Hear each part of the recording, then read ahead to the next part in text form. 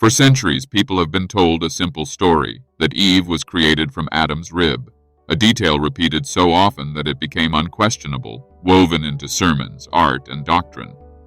But here's the unsettling truth. Nowhere in the original Hebrew text does it actually say rib. The word used is tsela, a term that doesn't neatly translate to a single bone, but something far more mysterious. Imagine this. An entire world view, the status of women, the hierarchy of gender, even the way divinity itself is understood, built on the fragile foundation of a single mistranslation. Was it a mistake, or was it deliberate? Because tsela doesn't mean rib, it means side, or even half. In architecture, it refers to a structural side of a temple. In sacred texts, it hints at wholeness being divided. So if the text never said rib, what does it mean that Eve was formed from Adam's side? Suddenly, the story is no longer about a woman made from a fragment of a man. It's about two beings split from a single whole, equal reflections of one divine source. And this changes everything. Because the idea of woman being less than, secondary, or derivative, all of it rests on that single word. A word that may have been mistranslated or perhaps manipulated to serve theology and power. Now let's look closely. In Genesis chapter 2 verse 21, the Hebrew text says, Vayika ahat mitzal otaiv, which literally translates to, and he took one of his tselaot. Here's the key point. The word tsela is almost never translated as rib anywhere else in the Hebrew Bible. Instead, it usually means side or part, like the side of Noah's Ark or the sections of Solomon's temple. In other words, it's about structure and division, not a small bone. If tsela really means side, then the story of Adam and Eve is not about taking a rib at all. It's about dividing a whole into two. A single being split into masculine and feminine halves, mirroring the cosmic balance of yin and yang. This perspective changes everything. For centuries, the rib story has been used to justify a hierarchy, man first, woman second.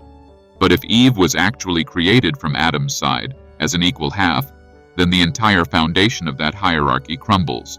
And what we're seeing here isn't just a linguistic slip, it's a choice in translation that reshaped theology, culture, and gender roles for thousands of years.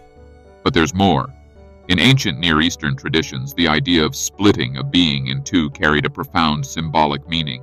It was about balance, duality, and the harmony of opposites. Adam and Eve weren't meant to represent hierarchy, they were meant to represent completeness.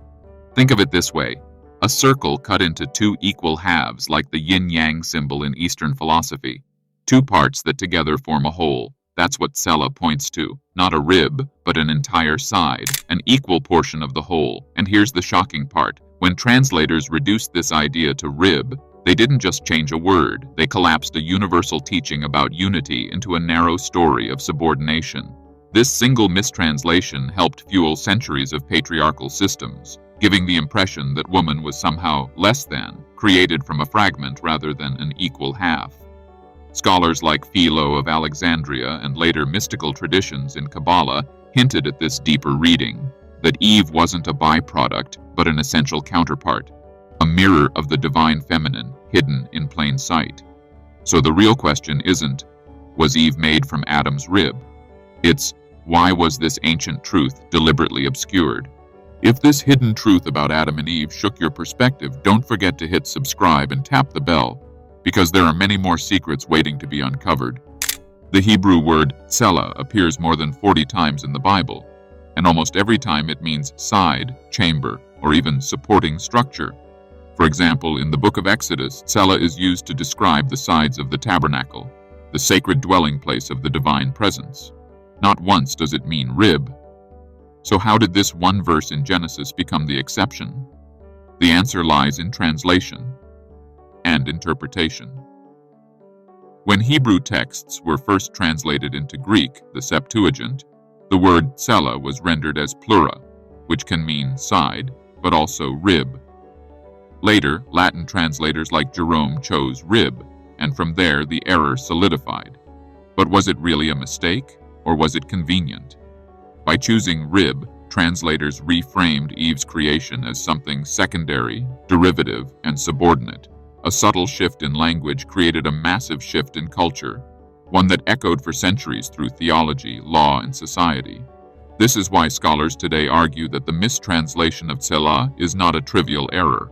It was a turning point. A single word misunderstood or intentionally altered helped shape gender roles, religious doctrine, and even the way billions of people view the relationship between men and women.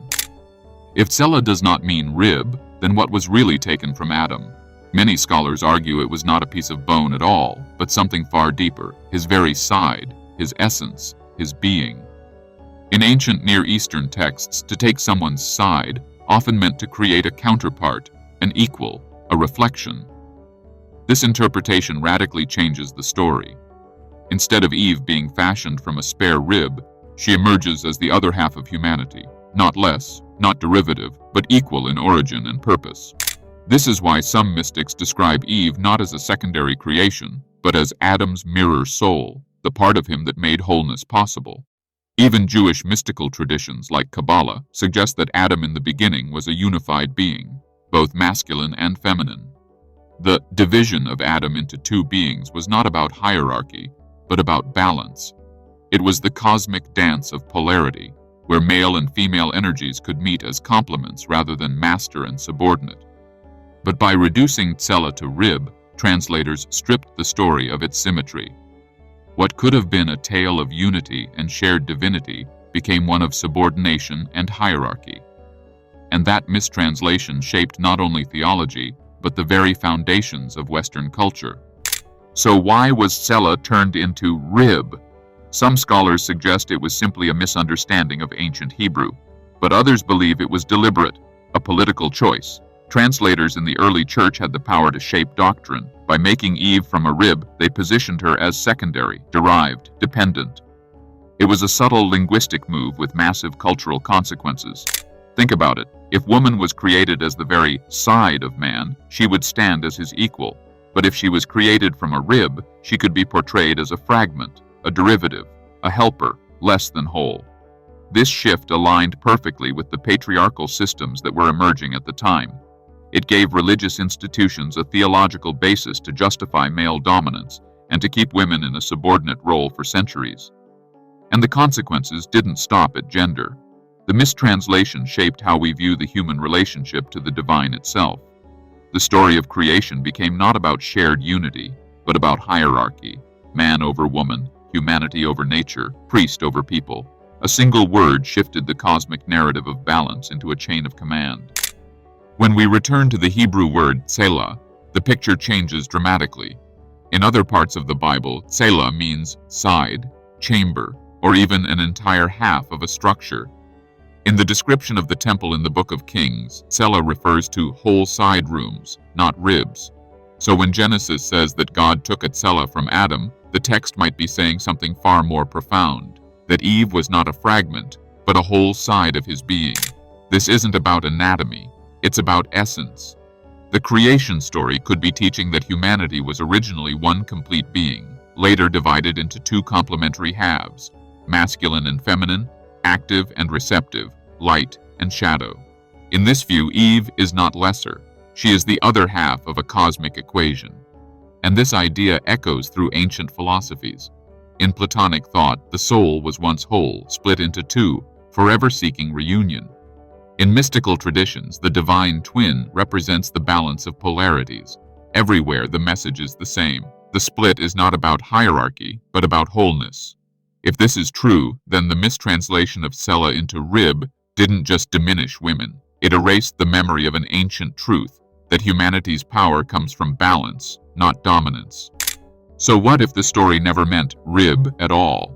What if the ancient writers were pointing to something deeper, that in the act of creation Adam was not broken, but shared? That Eve was not made from a bone, but from the very side of his soul? Think about the implications. For centuries, people were taught that woman came from a small, dispensable part of man, a rib, something you could lose and still live. But if tsela means side, then the message changes completely. It means that humanity was never meant to be whole as one gender alone.